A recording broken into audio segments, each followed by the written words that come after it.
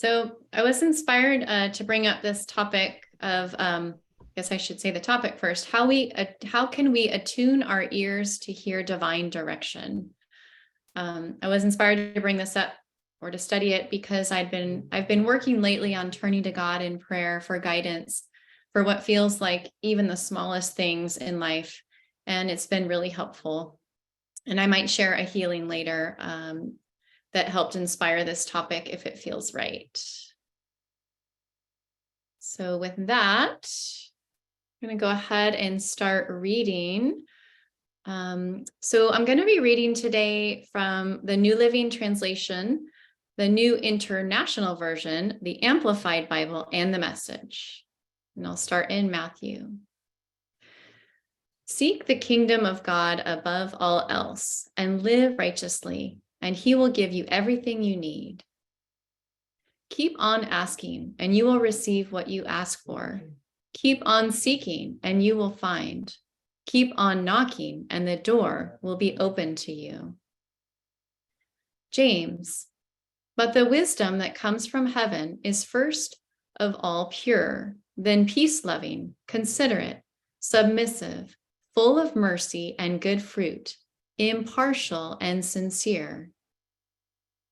Who is wise and understanding among you? Let them show it by their good life, by deeds done in the humility that comes from wisdom. But if you harbor bitter envy and selfish ambition in your hearts, do not boast about it or deny the truth. Such wisdom does not come down from heaven, but is earthly, unspiritual, and demonic. For where you have envy and selfish ambition, there you find disorder and every evil practice. And from Matthew, the Amplified Bible. And Jesus replied to him, you shall love the Lord your God with all your heart and with all your soul and with all your mind. This is the first and greatest commandment. The second is like it. You shall love your neighbor as yourself. That is, unselfishly seek the best or higher good for others. The whole law and the writings of the prophets depend on these two commandments. And I have the same verse, but from the Message, because I like this interpretation as well. Jesus said, love the Lord your God with all your passion in prayer and intelligence. This is the most important, the first on any list. But there is a second to set alongside it. Love others as well as you love yourself. These two commands are pegs. Everything in God's law and the prophets hang from them. Colossians, my goal is that they may be encouraged in heart and united in love, so that they may have the full riches of complete understanding, in order that they may know the mystery of God, namely Christ, in whom are hidden all the treasures of wisdom and knowledge. And James, if any of you lack wisdom, let him ask of God, that giveth to all men liberally, and upbraideth not, and it shall be given him. But let him ask in faith, nothing wavering. For he that wavereth is like a wave of the sea, driven with the wind and tossed. And from Science and Health, all substance, intelligence, wisdom, being, immortality, cause, and effect belong to God. No wisdom is wise but his wisdom. No truth is true. No love is lovely. No life is life but the divine. No good is but the good God bestows.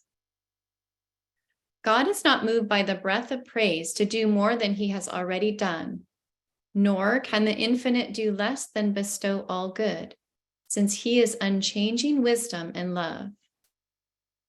If materialistic knowledge is power, it is not wisdom. It is but a blind force. Man has sought out many inventions, but he has not yet found it true that knowledge can save him from the dire effects of knowledge. The power of mortal mind over its own body is little understood. When we fully understand our relation to the divine, we can have no other mind but his, no other love, wisdom, or truth, no other sense of life, and no consciousness of the existence of matter or error. To hold yourself superior to sin because God made you superior to it and governs man is true wisdom. Whatever inspires with wisdom, truth, or love, be it song, sermon, or science, blesses the human family with crumbs of comfort from Christ's table, feeding the hungry and giving living waters to the thirsty. Which leads us to our questions for discussion. The first question is, what does true wisdom look and sound like, and how can we find it? And the second, Mary Baker Eddy, the founder of Christian Science, says that if we can hold ourselves superior to sin, we can find true wisdom. How do we hold ourselves superior to sin? So I'll go ahead and put these two questions in the chat, and feel free to speak up about anything that's on your mind or inspiring. Doesn't have to relate to these questions.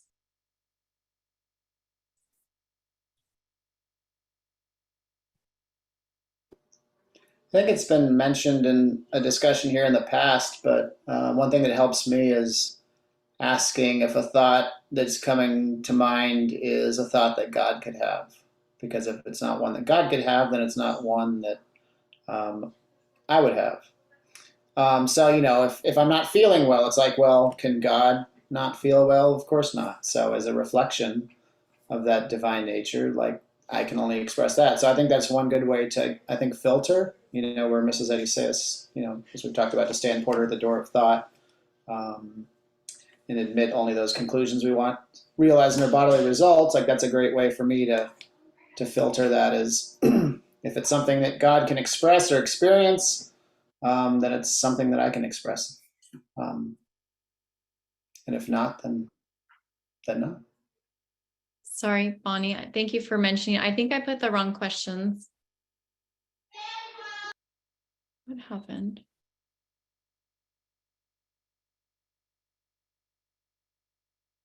Thank you for pointing that out, Bonnie.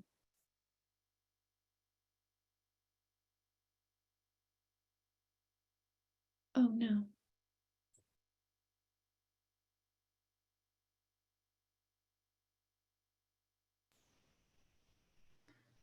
My internet seems to be spotty, so I'm going to be turning off my camera now and then because I keep losing everybody, and I think it's me. So I may just be my name.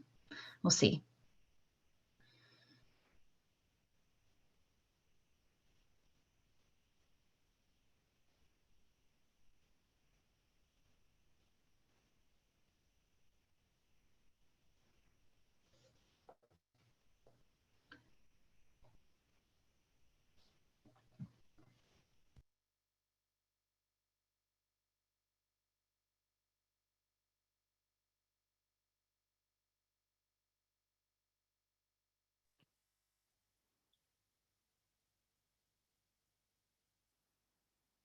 I think wisdom is the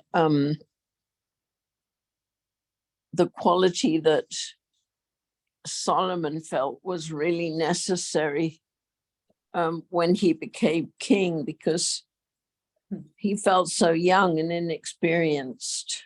And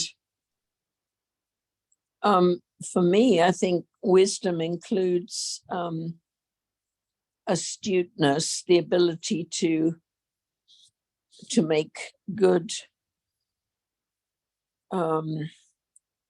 decisions, and it includes judgment and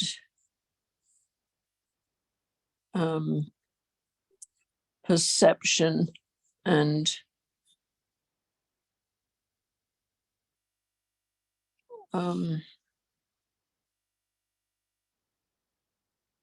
the ability to see through illusions.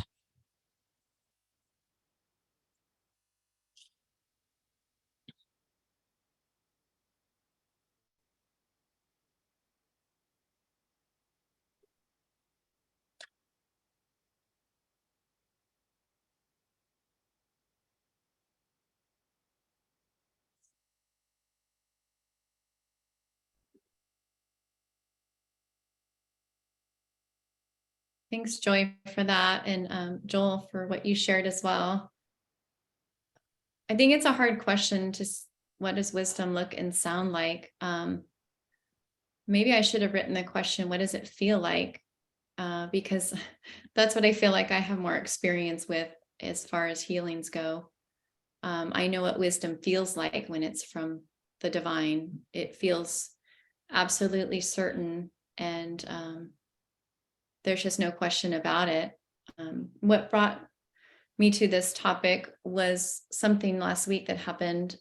So I have a friend who had kind of a milestone birthday, and I was going to spend the day with her, and I wanted to get her something really nice. But we just did a remodel at our house in a studio in the back, and we're going to have a rental space out there. So we owe a bunch of money on that the space that we remodeled. And we've been, we'll just say, tighter with money lately because we need to be. And so I wanted to get her something really nice, my friend, but I didn't want to spend a lot of money. And I felt like it was a milestone birthday. So I just kind of was in a little bit of a quandary. So I decided I was going to pray about it. And so I did. I just, really wanted something nice for my friend, like a sister. And I wanted to be as humble as I could about it and just genuine and lovingly give her something special. And so what came to mind is this woman that I know who's an esthetician. Her name's Corey, and came to mind to contact Corey for a facial. And I was like, okay, well, that's a really nice gift, but it's kind of pricey. Okay, maybe I'll think about that some more and keep praying. So I thought of some other things. And then just this idea of calling Corey kept coming to me. So I did. I texted this woman who's an esthetician, and I said, I'd really like to get a facial for my girlfriend. She has a birthday coming up. And she goes, oh, by the way, did you know you have a credit with me? And I was like, what are you talking about? I've only ever gotten one facial in my life. But at the time, I think I purchased an extra one because she was having some special deal. And it was literally like 10 years ago. And she said, oh yeah, you have a credit. And I said, oh, Wow. I know. I said, can I use it for my girlfriend? And she was like, of course. And at that moment, I was like, of course I know. This is a healing. It may seem silly, but for me, it was huge. And I was just so grateful that I could give her a facial for her birthday, and it was free at this moment. So yeah, I just think that super grateful for the chance to be here with you all and to explore these topics together. I think one other qualifier sometimes too, something you said reminded me of it, is if we're dealing with something and we're dealing with different ways of doing something, like responding to a situation, if one of them feels kind of heavy and one feels light, that's another good way for me to gauge whether it's the right idea. If it's like light and joyful, then it is the right idea. If I feel like maybe it's a decision that just doesn't feel quite right, or it just feels kind of heavy or whatever, however you quantify that for yourself, that's another great way that I've found to discern where thoughts are coming from. And of course, it's hugely important to be aware of that, so that we can keep our cup full of the good stuff.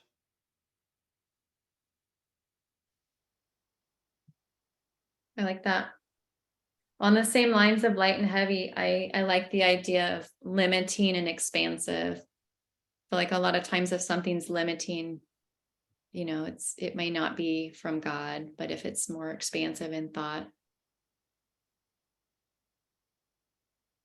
Chrissy, I appreciate what you said about, how does it feel? Because I mentioned last time I was here that I'm fairly newly returned to Christian Science, and I tend to, I think, approach things in a scholastic kind of way. Like, I'm going to learn everything I can. I'm going to read, and I'm going to, study the lesson, and I'm going to, do Bible studies, but that's, I understand that that's not the end of what I need to do. It's more that feeling the inspiration. So that's what I'm hoping, I'm working on gaining.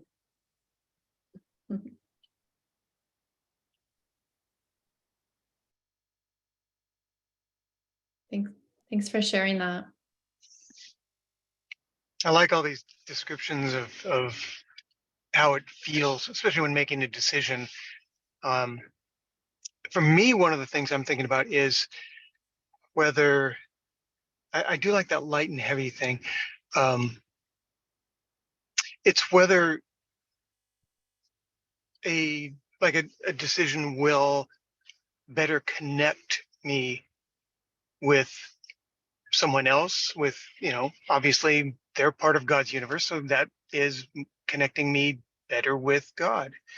Or if it's somehow pushing me away or dividing or putting up a barrier or something. And I was having a conversation with my wife the other day about truthfulness.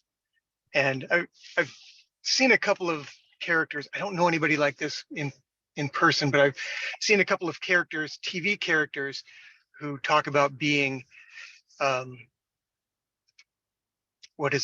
ruthlessly honest, brutally honest, whatever. That they're just going to say whatever they think the truth is at the time, regardless of how it affects other people, which I think is not a very loving way to go about things.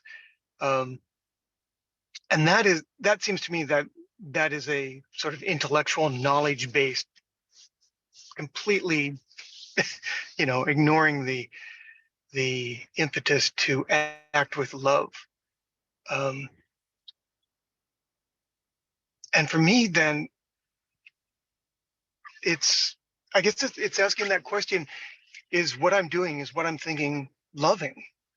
And, for myself, not causing more problems for me, for other people, am I helping other people? Am I solving problems? Am I helping everyone get closer to a spiritual ideal in some way?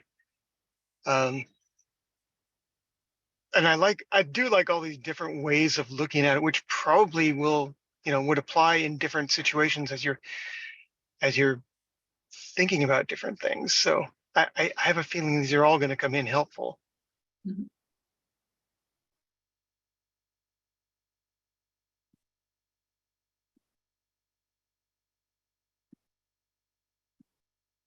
Go ahead and read a little bit more and then present some more questions for discussion. And if something pops up about those questions that we've already talked about, feel free to chime in again. So from Proverbs, my son, if you accept my words and store up my commands within you, turning your ear to wisdom and applying your heart to understanding, indeed, if you call out for insight and cry aloud for understanding, and if you look for it as for silver and search for it as for hidden treasure, then you will understand the fear of the Lord and find the knowledge of God. For the Lord gives wisdom. From his mouth come knowledge and understanding. He holds success in store for the upright. He is a shield to those who walk in blameless. For he guards the course of the just and protects the way of his faithful ones. Then you will understand what is right and just and fair, every good path. For wisdom will enter your heart, and knowledge will be pleasant to your soul. Discretion will protect you, and understanding will guard you. Wisdom will save you from the ways of wicked men, from men whose words are perverse, who have left the straight paths to walk in dark ways. Thus you will walk in the ways of the good and keep to the paths of the righteous. And from Science and Health, starting from a higher standpoint, one rises spontaneously even as light emits light without effort. For where your treasure is, there will your heart be also. Students of Christian Science who start with its letter and think to succeed without the spirit will either make shipwreck of their faith or be turned sadly awry. They must not only seek, but strive to enter the narrow path of life, for wide is the gate and broad is the way that leadeth to destruction, and many there be which go in thereat. Man walks in the direction towards which he looks, and where his treasure is, there will his heart be also. If our hopes and affections are spiritual, they come from above, not from beneath, and they bear as of old the fruits of the Spirit. We must not attribute more and more intelligence to matter, but less and less if we would be wise and healthy. The divine mind, which forms the bud and blossom, will care for the human body, even as it clothes the lily. But let no mortal interfere with God's government by thrusting in the laws of erring human concepts. And the question I have for discussion is, how can we rely more upon divine direction and let go of what matter tells us? And I will put that in the chat.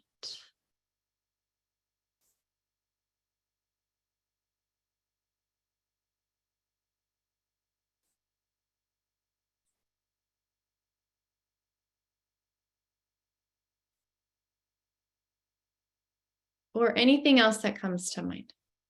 Mhm.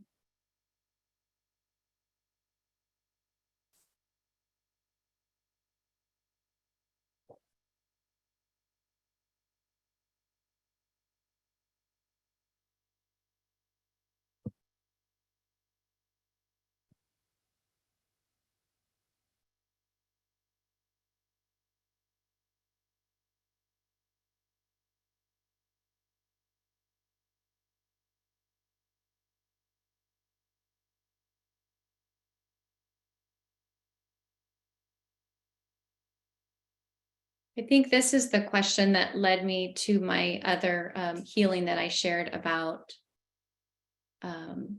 praying about a gift for my friend. Kind of letting go of the situation of what I saw, not wanting to spend money, but wanting to get a nice gift, and then relying upon God for something as simple as, a gift.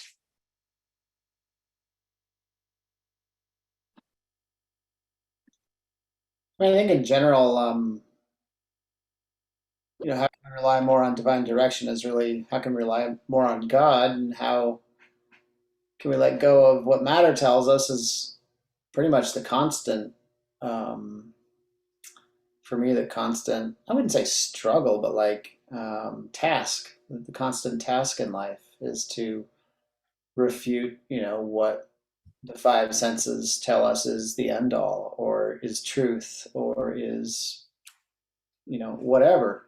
And I think that's a skill that gets honed and polished throughout life, because it seems to me anyway, like sometimes when I'll realize, oh, that's just an attempt of this mortal mind or mortal thinking or evil or error, whatever you call it, to like, be sneaky in this area and like, nope, sorry, shut the door there. And then it tries to like come in the back door sometimes, like through a really subtle way that I don't even notice that it's happening. And like, oh, wait a second, no, I can't accept that either. And it's like you close that door, and it's like, for me, that's the perpetual task. So yeah, to let go of what matter tells us is just for me to realize that there's zero benefit to listening to matter, and to always, because matter will tell me that, that, there's age and there's disease and there's war and there's crime, and, people are fallen, and, the environment's going down the drain, and, it's just, you don't have to flip on the news to get any of this, but we could obviously spend our whole lives, usurped with human opinion. But our real task is to as you mentioned, to tune our ears into what God's telling us and to know what God knows. And a lot of time that's, even when I'm praying for healing, that's what I'm working on, is just trying to better know what God knows and to see as God sees.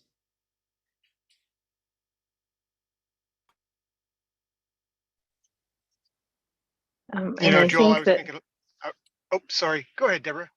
oh, I'm sorry. I was just thinking about this week's lesson too, in the tree of knowledge of good and evil. And I was reading the Met from Cedars Camp, and she says that being strongly opinionated, so the tree of knowledge of good and evil is like human opinions, and to be strongly opinionated is like the opposite of humility, which is kind of what you were saying, Christy, in a way, is you had to let go of your opinion about your situation and be humble enough to follow that direction that you had. And I just got back from a quick shopping trip to Walmart, and I thought this is a good place to practice that, because it's easy to make a lot of judgments and have opinions when you go into Walmart about people and the situation in the store, whatever it is. And I thought, as I went along, like, okay, so stop that. Don't listen to that. Like you were saying, Joel, that's not correct. That's human. That's a human opinion. That's not what God knows. So I thought, I guess it's like you said, it's a constant reminder, and it's sneaky if you're not careful. I'm not careful.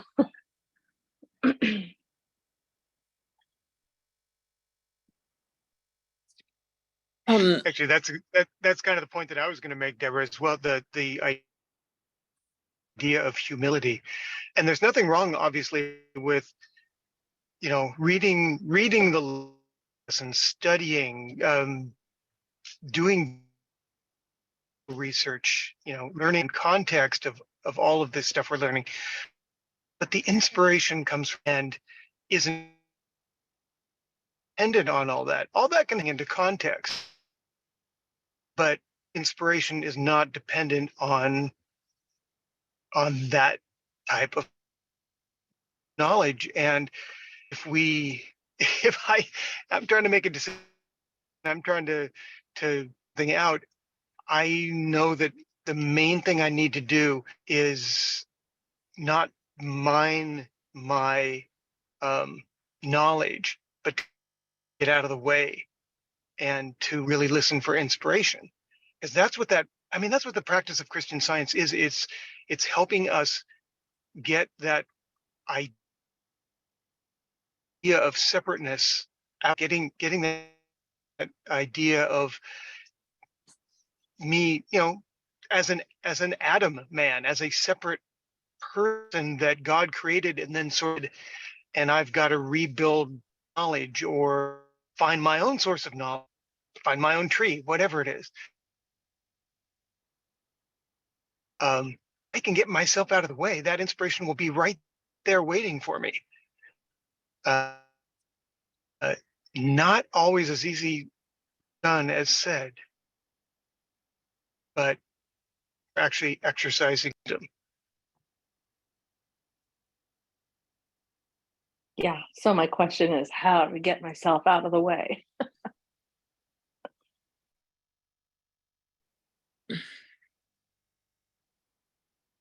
One of the things that I think of in wanting to make wise decisions is to ask myself, what's my motive? If my motive is to bless, then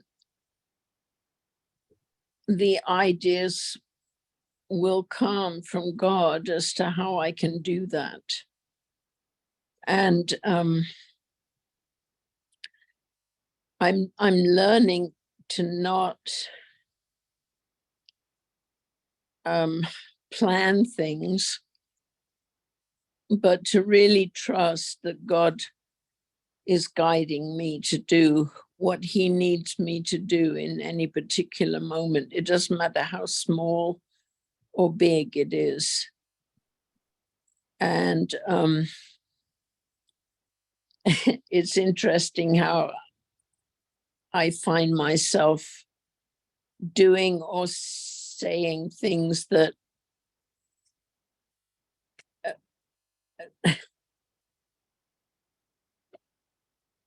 well, I just know that they came from God. I'm not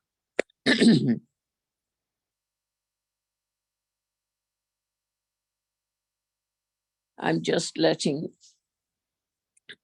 God tell me how to bless more, how to use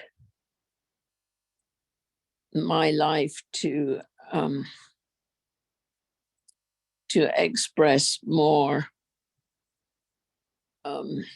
more caring and more love and more to bless more. And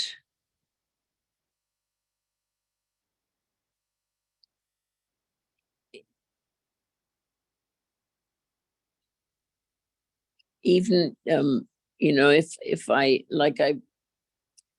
planned a pretty long trip this year. It's the longest that I've ever done, I think. And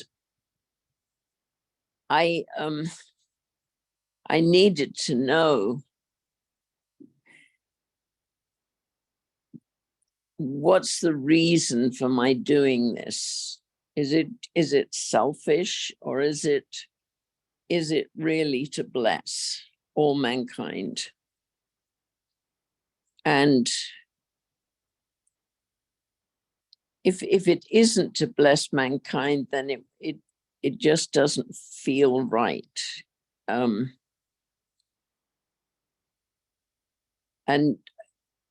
I know occasionally over the years, I've decided I would do something, and then I thought, why on earth am I doing this? What is the point of this? And so I'm grateful that Christian Science is teaching me to check my motives, because then I can only make wise decisions. And as was mentioned at the very beginning of the discussion, I was looking for a job, and I wasn't sure. It was something that appealed to me to apply for, and I just wasn't sure whether it was a right decision. And a friend of mine said to me, if I have to make a decision and I make it and I feel really happy, then I know it comes from God, which is pretty much, I think, Joel, you said that, right? So, I mean, sometimes we can be happy about something, but it's a kind of euphoria. That's not the happiness that I'm talking about. It's just a really peaceful happiness. And I think you said it, Christy, didn't you? A feeling of assurance and confidence that this is what you should be doing. Mhm. What I should be doing.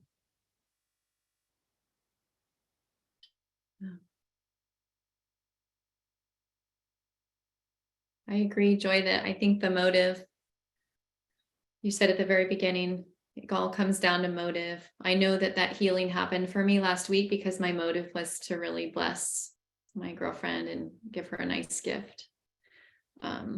Really grateful for that.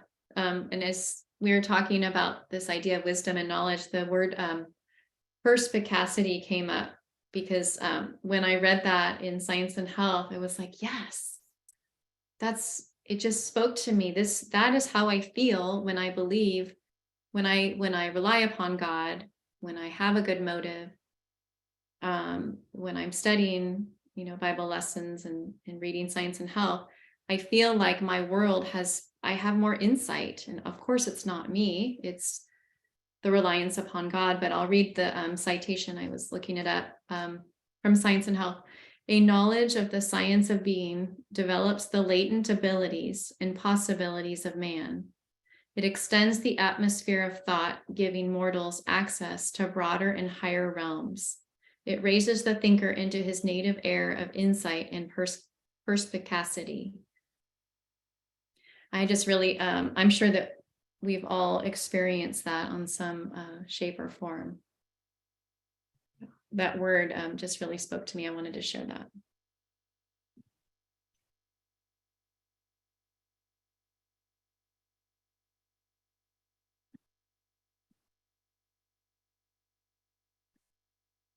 Go ahead and read a couple more readings and another question. So from 1 Kings, at Gibeon, the Lord appeared to Solomon during the night in a dream, and God said, "Ask for whatever you want me to give you." Solomon answered, "You have shown great kindness to your servant, my father David, because he was faithful to you and righteous and upright in heart. You have continued this great kindness to him and have given him a son to sit on his throne this very day. Now, Lord my God, you have made your servant king in place of my father David. But I am only a little child and do not know how to carry out my duties. Your servant is here among the people you have chosen, a great people, too numerous to count or number. So give your servant a discerning heart to govern your people and to distinguish between right and wrong. For who is able to govern this great people of yours?" The Lord was pleased that Solomon had asked for this. So God said to him, "Since you have asked for this and not for long life or wealth for yourself, nor have asked for the death of your enemies, but for discernment in administering justice, I will do what you have asked. I will give you a wise and discerning heart, so that there will never have been anyone like you, nor will there ever be."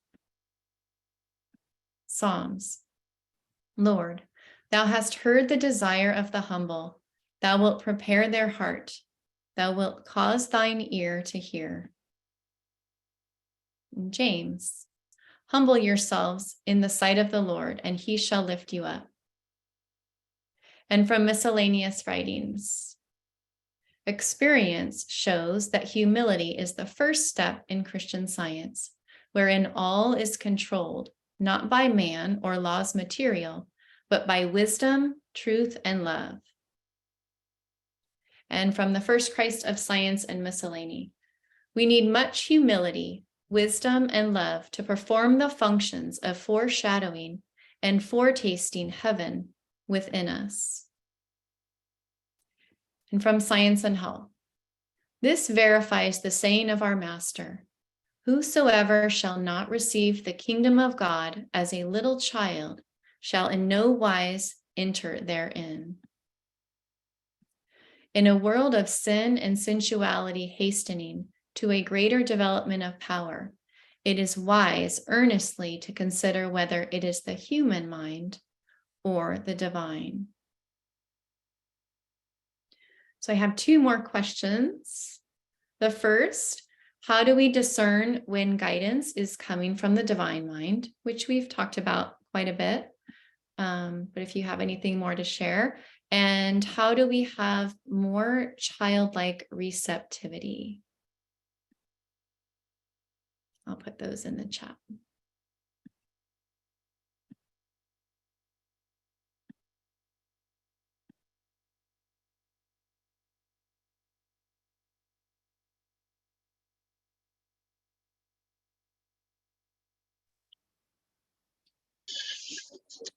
I liked how the other lady put it, that when she was talking about blessing people and how to bless more.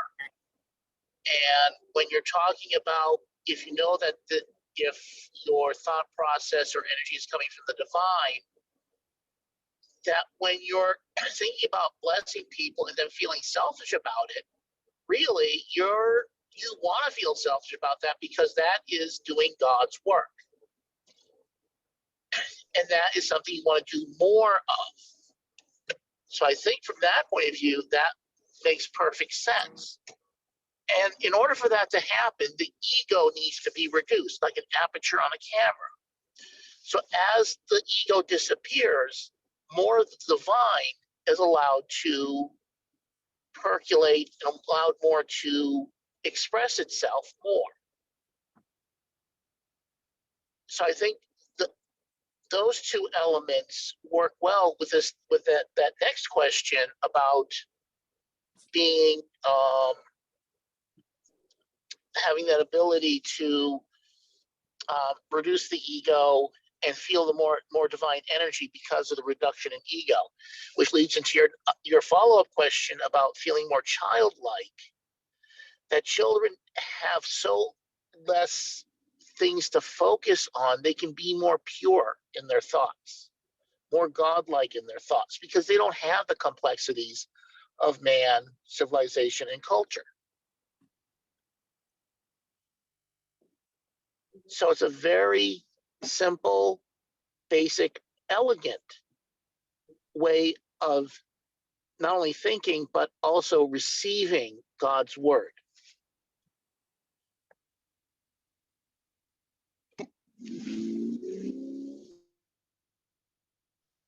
Thanks for sharing, Chris. Don't forget to flip your camera around at some point.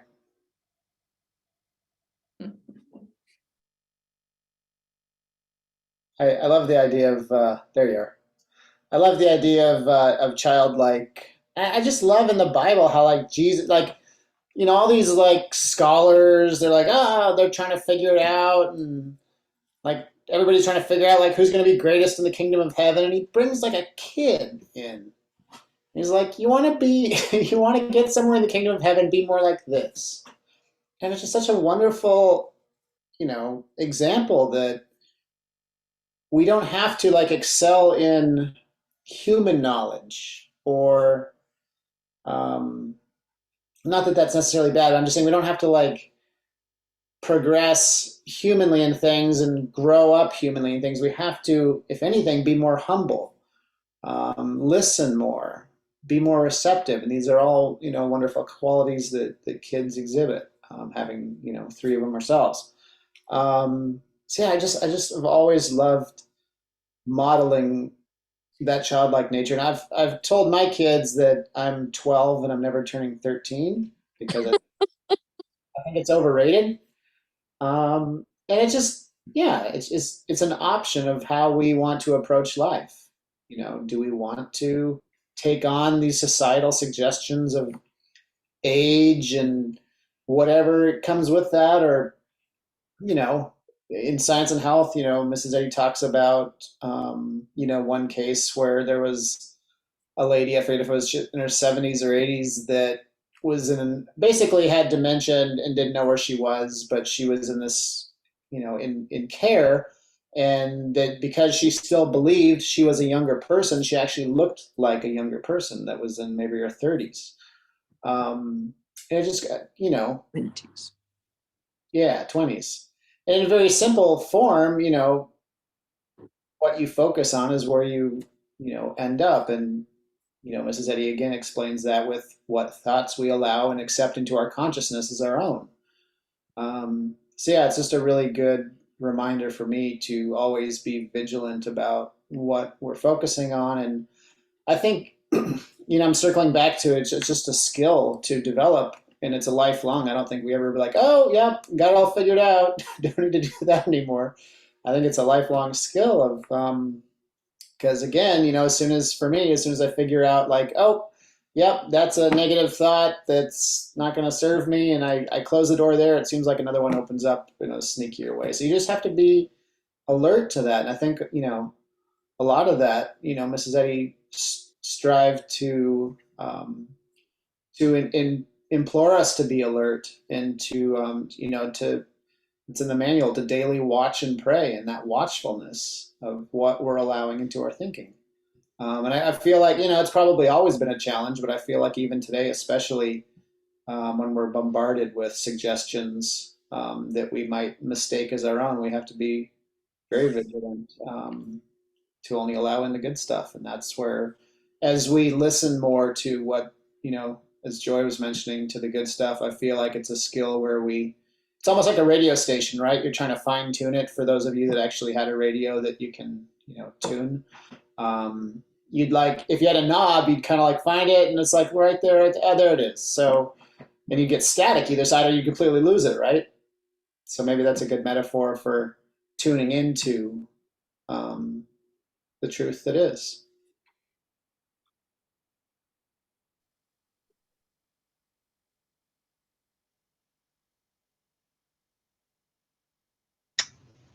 Hi. Sorry, I was in and out so many times. I had some tech issues. And anyway, let me know if you can't hear me.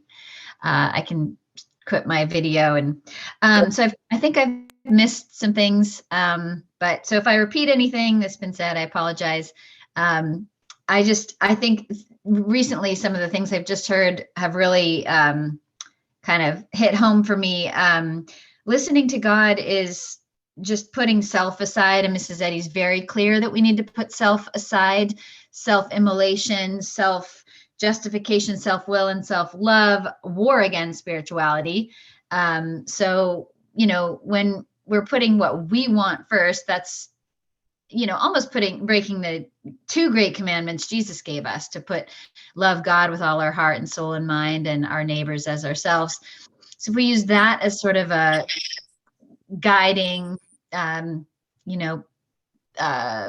what does she say? Finger posts or something. How do we love God with all our heart and our neighbors ourselves? And I think a really good way to get into the habit of it is to practice gratitude, like all the time, for all the good.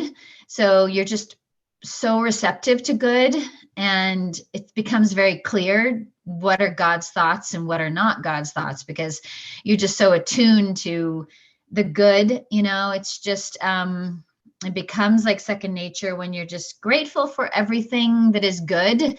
And when something isn't good, you hear of some news story that is jarring or unfortunate or really sad, you're quicker to turn to God for answers, and not go into that spiral of why.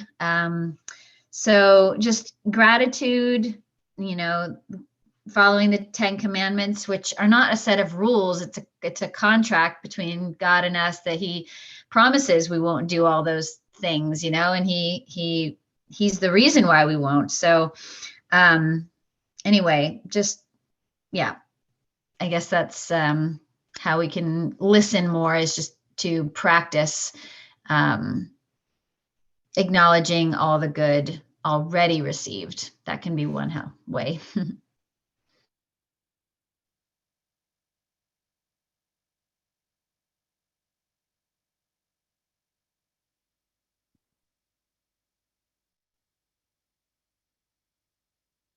Yeah, I love that, Bonnie. Thanks for sharing. We didn't really touch on that as much during this talk, so I really appreciate that. I've mentioned this before, but after class instruction, our teacher sent out, something, maybe it was our homework assignment for the next year. And then with the verse, so freely you have received, freely give. And when it comes to gratitude, I just think about that. So freely I have received all this good. So it's so easy to give in one respect. And I wasn't going to read this hymn. I changed my mind, but now I'm going to go back to it, because this last section of what we were talking about, so talks about it, is giving up our will. And it's hymn, well, it's 324, I think. But a couple of times that I've had to do some really hard things in my life where I didn't feel like Solomon, I didn't feel like I was up to par, but I was being asked to help out at some really dire times for some people in life. And I just felt like, well, I'm not a counselor. I mean, I work in the wellness as a wellness teacher, but I just didn't feel up to par like Solomon. But this prayer, or this hymn, became a prayer for me. So it's take my life and let it be consecrated, Lord, to thee. Take my moments and my days, let them flow in ceaseless praise. Take my hands and let them move at the impulse of thy love. Take my feet and let them be swift and beautiful for thee. Take my voice and let me sing, always only for my King. Take my lips and let them be filled with messages from thee. Take my every thought to use in the way that thou shalt choose. Take my love, O Lord, I pour at thy feet its treasure store. I am thine and I will be ever only all for thee. I just really love that. It's like a prayer, and I've used it as a prayer and had healing. So just wanted to share that.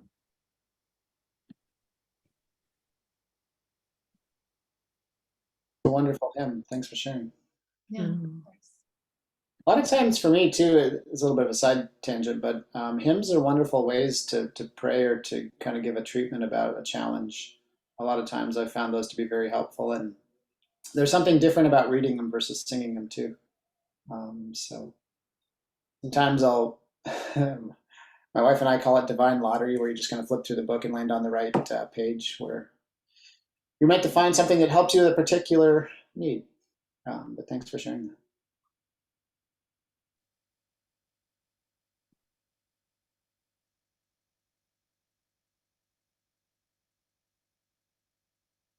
I've had that happen twice lately.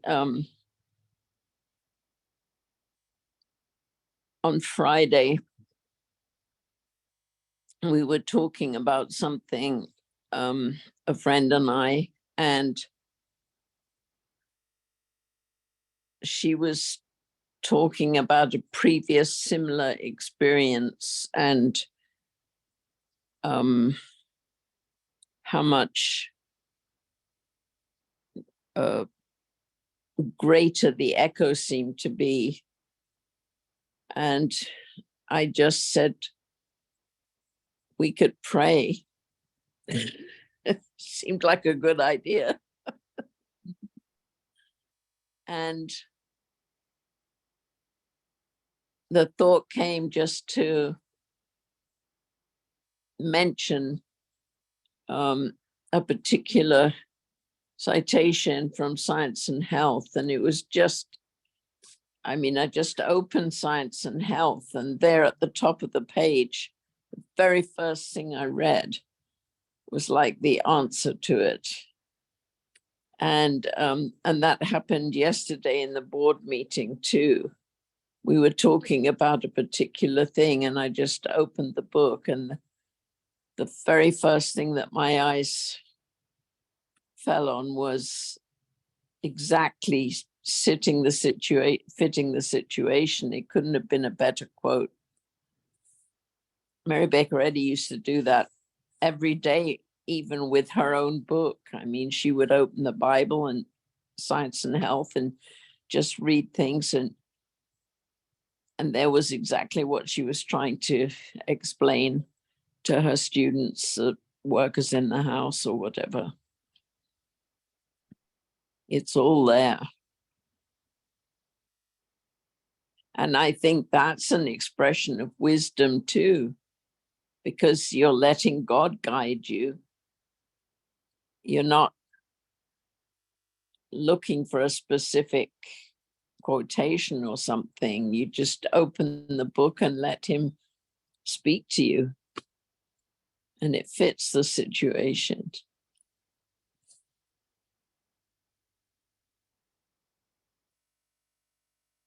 This discussion is sort of reminding me of the line from Science and Health: desire is prayer, and no loss can occur from trusting God with our desires. And I love that, because, you know, even just wanting to be better, wanting to listen to God more, wanting to, you know, hear his voice and listen and follow. I mean, just desire alone is great. It's a great first step, you know, and then again, with practice and gratitude, it just becomes easier and easier. But there's nothing wrong with just wanting to hear God more and saying, God, tell me what to do, or help me hear you, or guide me. There's no shame in asking for help.